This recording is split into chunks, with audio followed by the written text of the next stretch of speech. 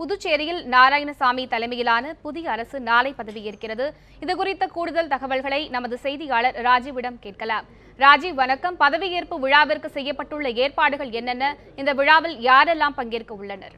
புதுச்சேரியில் நடந்து முடிந்த சட்டசபை தேர்தலில் வந்து காங்கிரஸ் திமுக கூட்டணி 17 இடங்களில் வெற்றி பெற்று தற்போது வந்து பெரும்பான்மை பலத்தோடு ஆட்சி அமைக்குள்ளன. இந்நிலையில் காங்கிரஸ் கட்சியை பொறுத்த வரைக்கும் அடுத்த முதல்வர் யார் என்பதில் வந்து தொடர்ச்சியாக வந்து ஒரு குழப்பமான சூழ்நிலையை நிலவிட்டு வந்தது. குறிப்பாக சொல்ல வேண்டுமென்றால் மாநில தலைவராக இருக்கக்கூடிய நமச்சிவாயத்திற்கும் முன்னாள் மத்திய அமைச்சரான நாராயணசாமிக்குமான இடையே வந்து கடுமையான போட்டியானது நிறைவு வந்தது. இதனால் வந்து இந்த பதவியேற்பு வந்து தொடர்ந்து வந்து இழுபறியாகவே இருந்து வந்தது.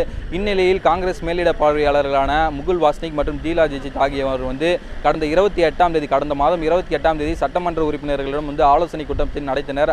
அந்த கூட்டத்தில் வந்து நாராயணசாமி வந்து முதல்வராக ஒருமனதாக வந்து தேர்வு செய்யப்பட்டார்.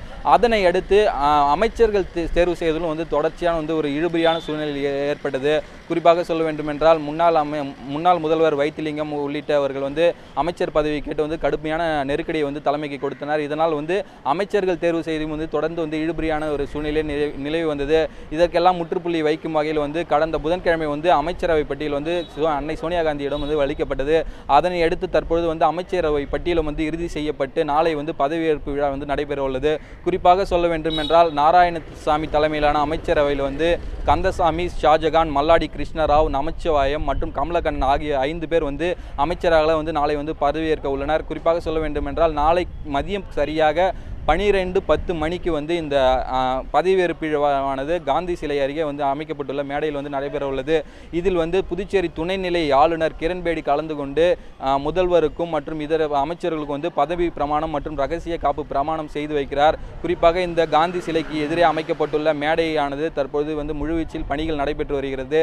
அதே போல இங்கு நிழற்குடைகள் அமைக்கும் பணி மற்றும் வந்து இந்த பதவியேற்பு விழாவில் அனைவரும் காணும் விதமாக 4 LED திரைகள் வந்து அமைக்கப்பட்டு இந்த விழாவிற்கான ஏற்பாடுகள் வந்து மிகவும் தீவிரமாக தற்போது வந்து நடைபெற்று வருகிறது.